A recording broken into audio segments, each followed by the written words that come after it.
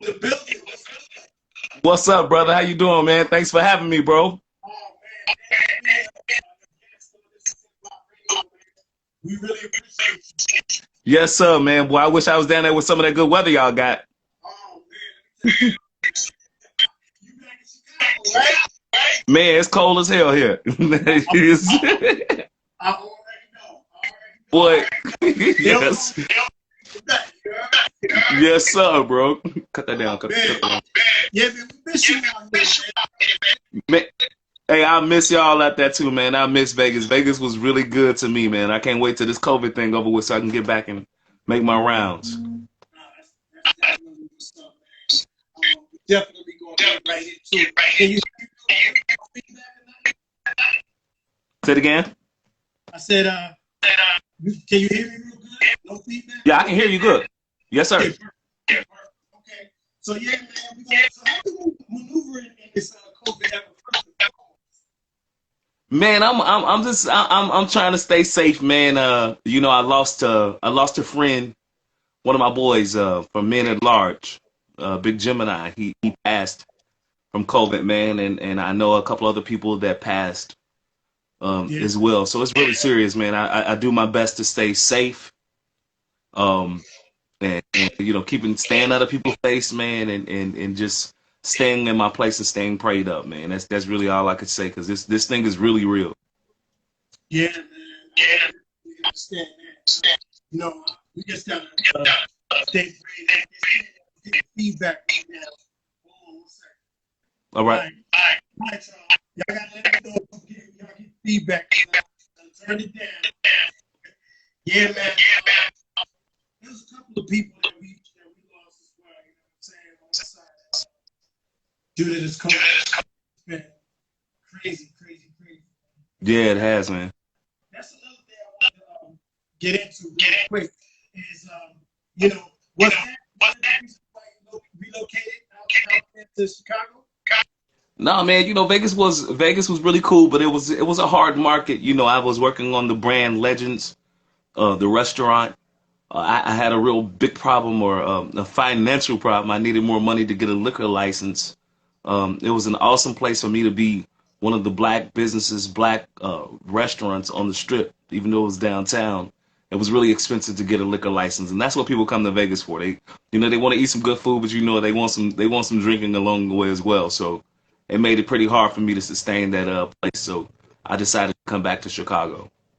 Nah, I definitely can dig it. So hold on 1 second. They saying they can't hear me. So let me try now, people.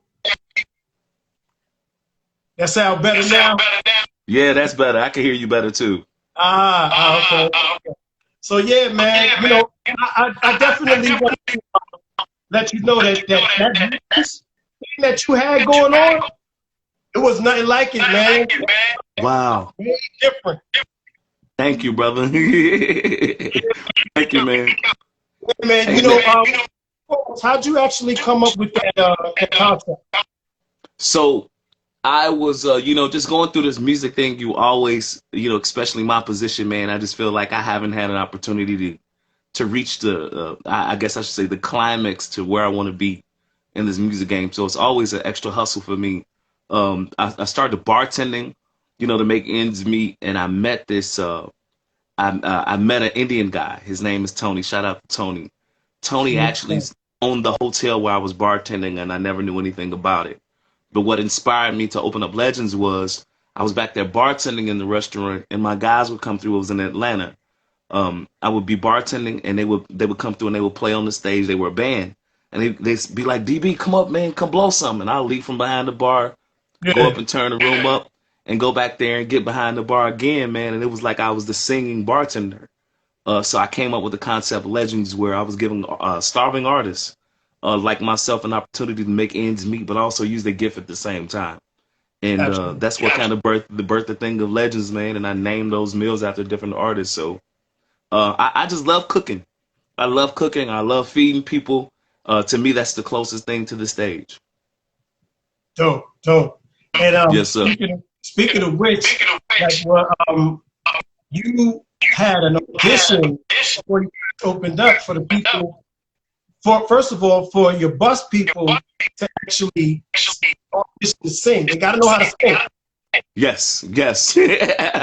all of my all all of the staff, you had to be able to sing, man. So it's like when you go to a Mexican restaurant or a Chinese restaurant for our birthdays, man, they always have somebody there to sing "Happy Birthday" to you or perform, in their language, so to say. So I think that's just something or niche that's missing in our Yeah, community where we're able to share our gifts and share. Because as soon as you say something, especially to black people, all you got to do is be like, "Oh man, I sing." The first thing they're gonna say is, "Sing, let me hear something." So it was just really incredible to be able to give different talent, let them use their talents on the table. And what better way, man, to use it in a restaurant serving tables? You know what I mean? I absolutely. learned that through this thing, it's a humbling position. I don't care how many records you've been on. I don't care where you've been. To be able to give somebody some water when they request it, it's a big thing. Yeah, man, definitely. And just being that cooking is a passion. Where'd you get that from? Like, Man, I've been cooking, man, since I was a shorty, man. Just my mother was always ill, so I kind of took care of my mom and cooked for my grandmother while I was cooking these meals. And then when I got the opportunity to move away to California, man, I was always cooking the big meals when it came to the holidays. So I done fed everybody, man. I done fed Suge and Pac and all those dudes, man. I'll be on the phone asking my grandmother, what should I add next? And even now, man, stuff I've been cooking for years, I'll still call and ask about how to cook it to some of my family members. But I enjoy cooking, man. That's like I say, it's like singing to me. so that's the second passion. Oh, for sure, for sure. I cook out of love and passion. That's what's up, man. Where did you learn singing? I hear that feedback. Say it again. I'm sorry. Where did you develop your love for singing? Man, that came from my mother was a singer. I never actually heard her sing when she was pregnant with me. She had Yeah. 7 strokes, and Wow. so she lost her voice before I was born, and she had a speech impediment after my birth. And I would always hear everybody talk about how well she sing, and your mama used to do this and do that. But I have an auntie named Dolores Harrington. Man, she's an incredible singer. She's one of the people that really inspired me to getting into singing as far as church is concerned. Um, I started singing watching her, man. My auntie would shut a church down, shut a funeral down, and to be able to watch her as a shorty, I just knew that was something that I really wanted to do. So shout out to my auntie, Dolores. Shout out to Yeah, man. Yeah, man. The crazy part is that she had a big hit, a gospel. She was a part of a big gospel hit called "It's Gonna Rain," and really, I always say it was like a not a curse, but yeah, like a curse, a musical curse, where she was messed over in the music business, and she should have went further, or in her business as well. And coming from the gospel, I mean, she was in a great big gospel song, and didn't receive any payment for it or any credit for it. So it's sort of like a chain that need to be broke when it comes to our community as well as my family. No, I could dig it, man. Speaking of the music industry, when you first got signed, who did you actually first sign? From what I know, but you signed before. Well, I really wasn't signed. I was with an independent company, a company by the name of Raw Dope, and they housed a group by the name of Crucial Conflict. Yeah. And they were just getting into the music business. They had a deal a little bit before me, and Raw Dope actually took me out to California, and I went out there to meet with other record companies and executives. And Death Row was just one of the labels that I went to. I was just at a meeting at Interscope, and Suge walked in, and he found out I was going to another meeting. He was like, "Bust something." He thought I was going to rap, but he found Yeah. out that I sang for him, and he's like, "Man, I want him, man. I want him right now." So I actually signed to Death Row a little maybe 2 or 3 months after that. Wow, that's crazy. You was wild. Yeah, man. I was just turning. I was 15, about to turn 16 years old. You know what's crazy is when I used to see you in videos and stuff like that, I used to think you was like older than that. Everybody said it.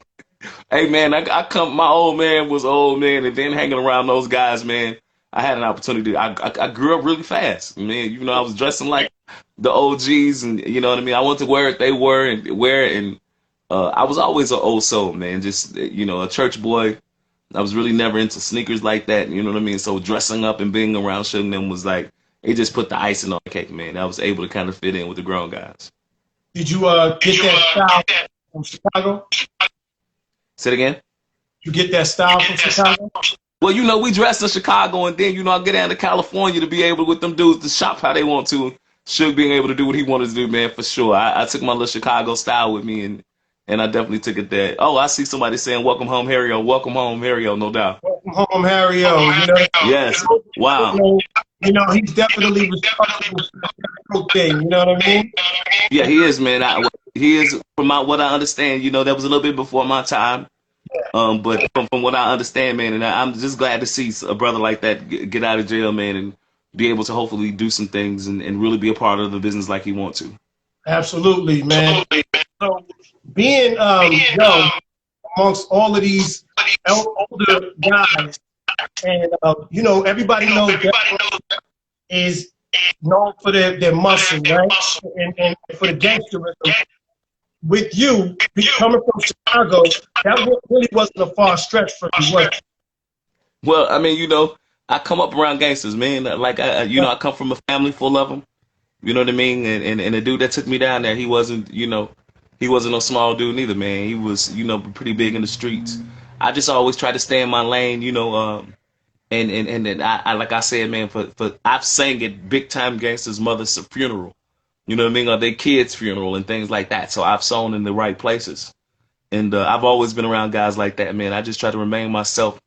And I'm true to what I am or what I feel, man. So, yeah, that wasn't nothing to me going around those dudes. It was a little different, you know what I mean? Because everybody was so scared of Suge at that time. And, you know what I mean? He was such a big dude.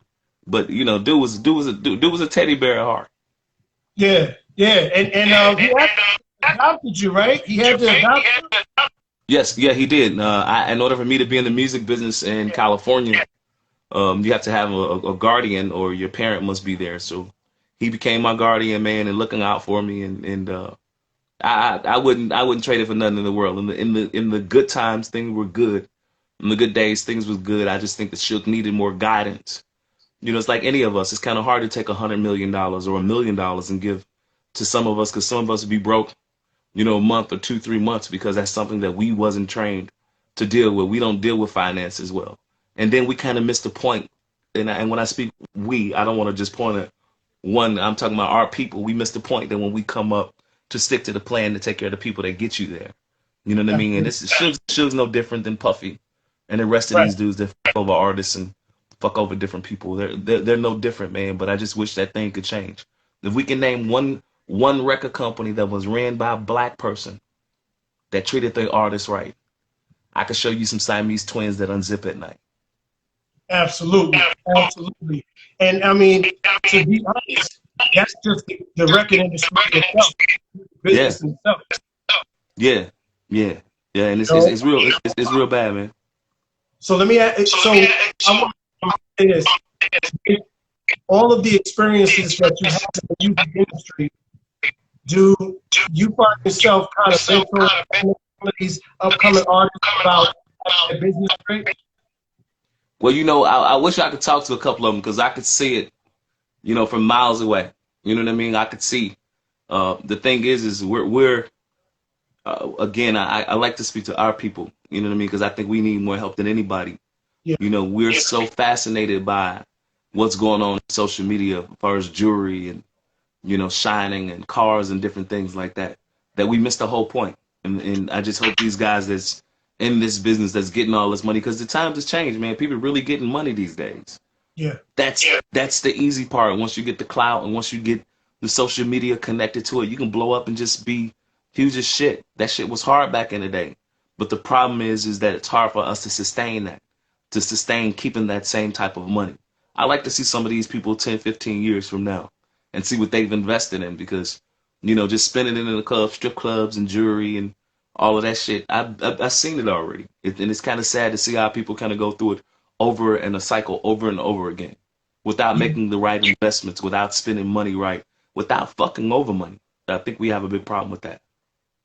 Do you think that we need more mentors with these young artists that are coming out that's getting this money and just don't know what to do with it, or do you think that it's more of a culture thing where It's, sadly, it's a little bit of both. It's more of a culture thing, but definitely, all of us need mentors. I wish somebody would have talked to me and told me when I was around Suge and getting all those gifts and different things like that, really took my hand and told me, hey, this is what you need to do. I didn't have that person either. You know what I mean? Because I come from a family that didn't really know anything about the music business. Again, I was just excited. I was a prostitute. I was prostituting my gift. Happy to be behind the microphone, but not understanding the business aspect of it. So I'm just glad that I was able. You know, I hated to go through what I went through what I went through, but I call it Death Row University. You know what I mean? Like no bigger school, no greater school I could have went through. I had an opportunity to get out there in the field and work alongside of some great artists and get an opportunity to do some things that people dream of doing.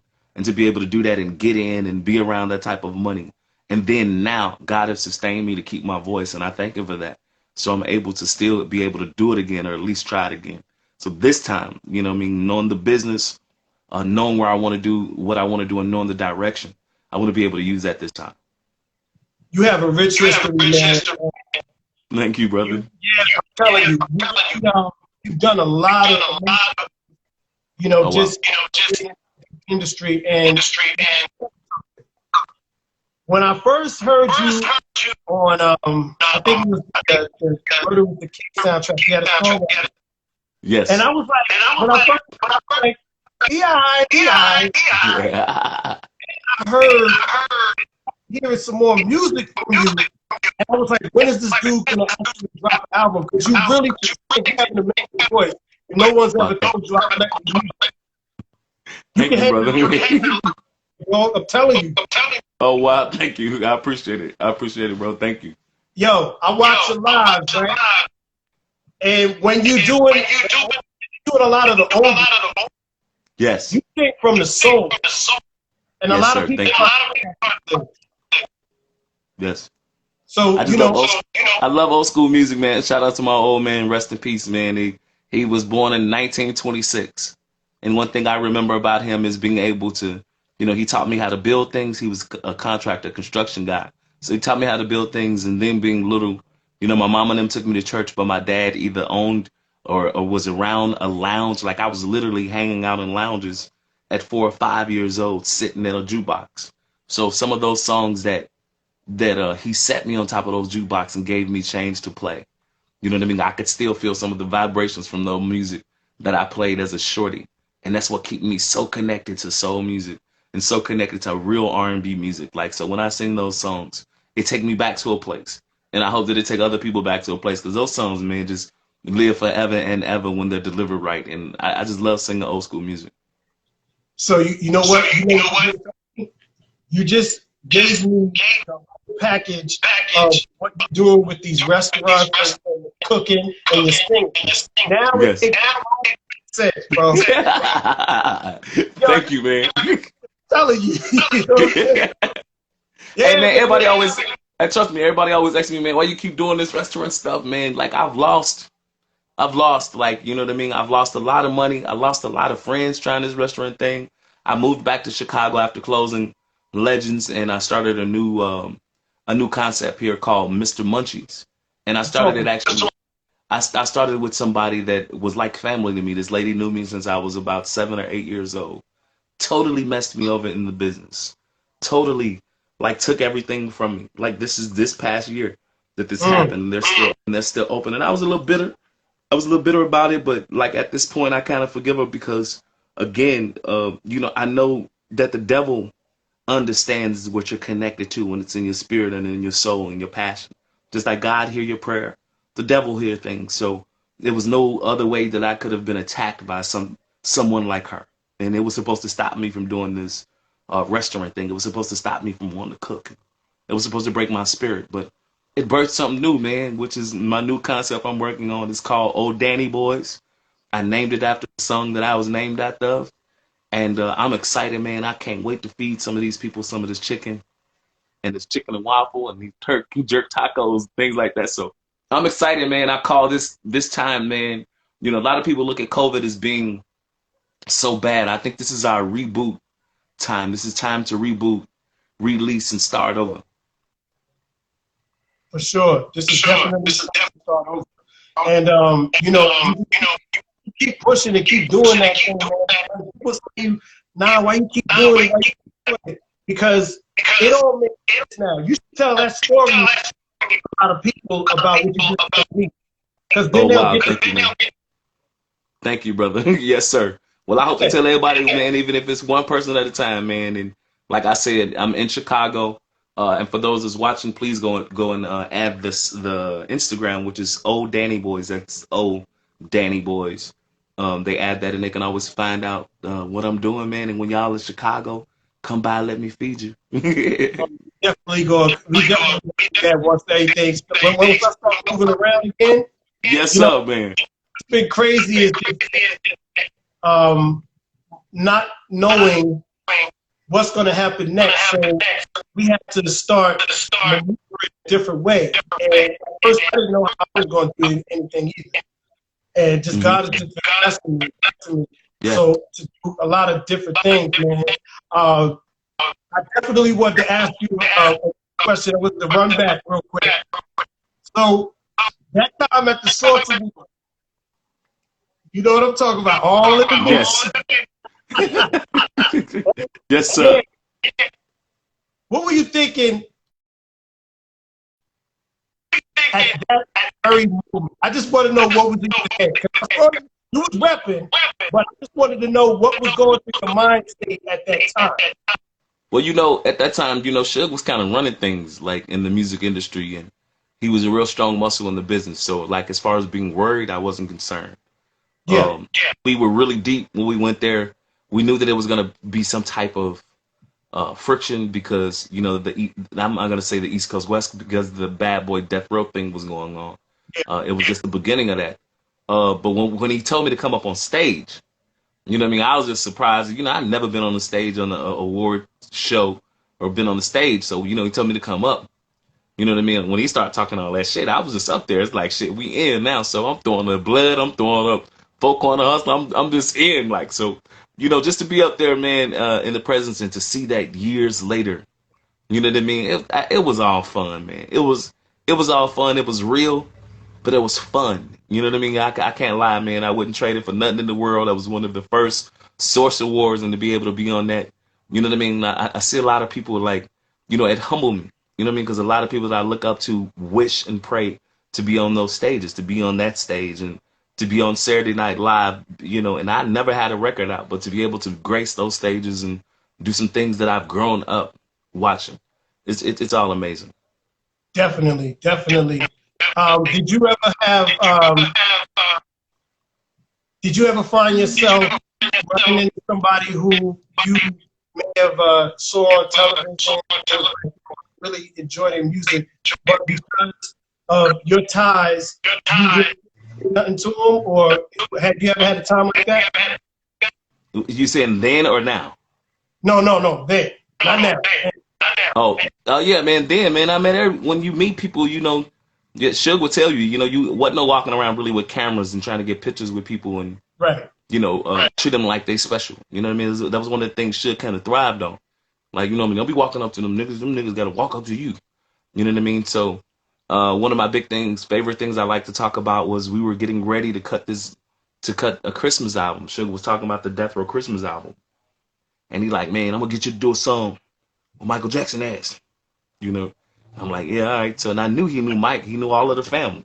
He's real close with all of them. And I knew Michael Jackson's nephew and his brother, but I had never met Mike. So, one day he called me like, man, we're gonna go meet with Mike. We're gonna go talk about this damn Christmas song. And I'm like, yeah, all right.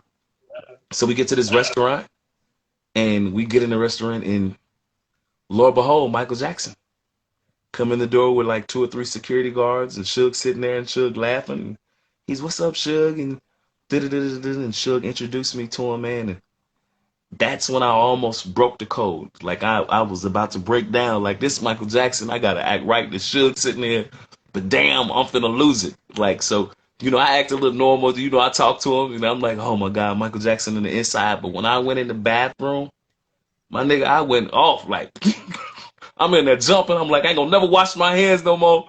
So yeah, man, Right. we was just talking at that time, man. It kind of just kicked back, and Yeah.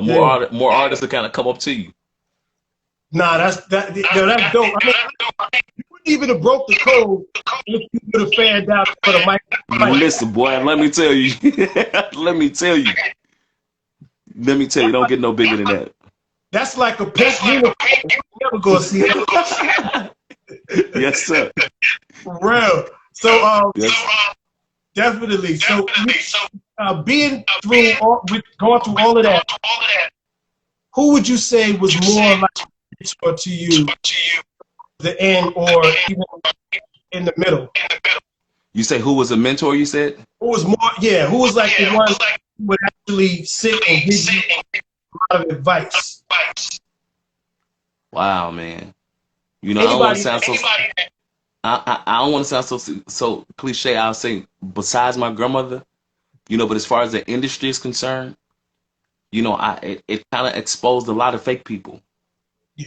You know what I mean? People that could help me was either scared to help me because of my relationships that I had with Suge and Death Row, or the people that could help me didn't help because they were afraid that I would probably surpass them. You know what I mean? Because sometimes people love to see you down. They want to see you need $5 so you can ask them for it. So to put you in a position to not need anymore is really hard for some people. So, Yeah. you know what I mean? I lost a lot of friends along the way, man. And a lot of people that I thought was my friend, I found out how genuine they were. You know what I mean? It was like when it came to this music shit, it was like, you know, yeah, man, you kind of got to learn it on your own. You know what I mean? Nobody really took my hand and said, hey, this is what you should do. This is what you should do. And I can't say I haven't been helped along the way with people that didn't know the music industry. They just tried to help me figure it out. We would read ourselves. There's a lot of people I went to read about certain things, and we went and read together and tried certain things together. But the people kind of just sat back. So, you know, I can't really point at one person to say, man, you know, did a lot of people turned out to be some just fake asses. You know what I mean? But a lot of celebrities that I met along the way, you know, such as Casey and JoJo. Casey and JoJo was incredibly great to me. And then I ran back into Genuine. Genuine was great to me. And Flavor Flav. Flav is like one of the realest in the game. The realest. Casey. Listen, Casey from Jodeci is a bitch. He's a whole different type of nigga. I'll just say it. Sorry, I'm saying it online. If anybody that go to church with me offended, go to church about it. But like Flav is one of the most 100% people that I know in this music game, not just in the music game, as a human person. Sweetheart dude, like really care for people and just don't treat you no way, man. Like he really respect me. That's one of the guys that now that sometimes he'll call me a man and he'd be like, man, I believe in you. D, you gonna be big if I ever get it, man. If I do. And that make me want to move on, man. That make me want to keep trying. Just to know that somebody that's been in his position, somebody that my sisters and brothers grew up listening to his music, and him to just kind of praise what I do, man, is amazing. That's what's up, man. I appreciate even just like that. Because a lot of times, a lot of people don't know how to give somebody their, and this is what I do. You know, the name of this show is This Is Hip Hop Radio, right? Right.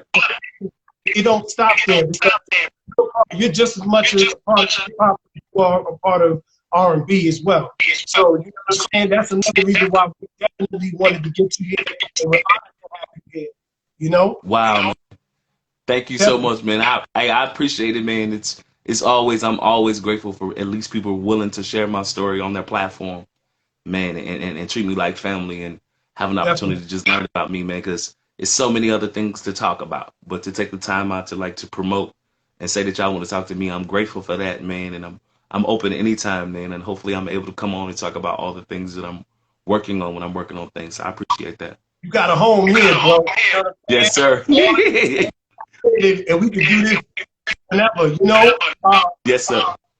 What's up with the music, man? Tell us about what you got coming up. So I'm always working on music and always in the studio recording and things like that. But I can't talk about too much. I auditioned I was invited out to an audition by a great show that everybody watch or most people watch. And I went on the audition. I did this little audition, and I made it onto the show. We'll talk about that, hopefully, depending on how far I get on there. So Okay. y'all make sure y'all just look out this year, like the beginning of this year, sometime next month, hopefully where it starts.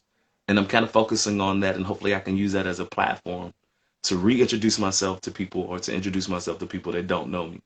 But I'm always singing on my live. Y'all, please, please, please add my live or my Instagram. That is Danny Boy Stewart. I'm always singing on there.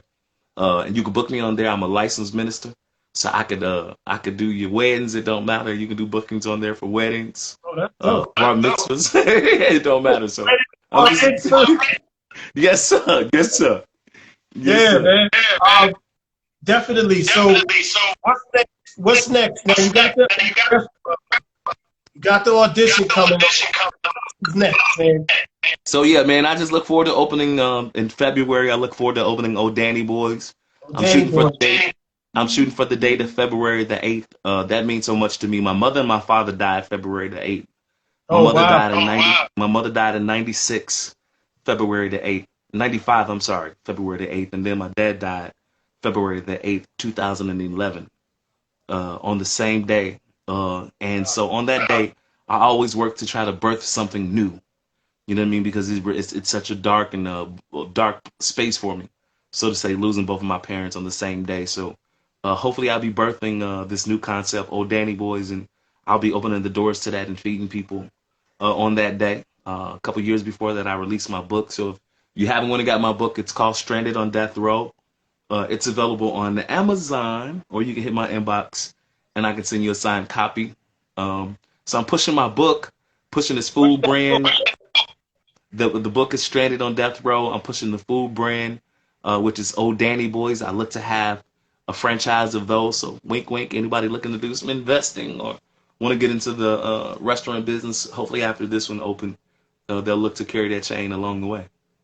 Dope. That's dope, man. And, speaking of the book, man, you've been pushing that, and it's been good. Yes. Thank you, man.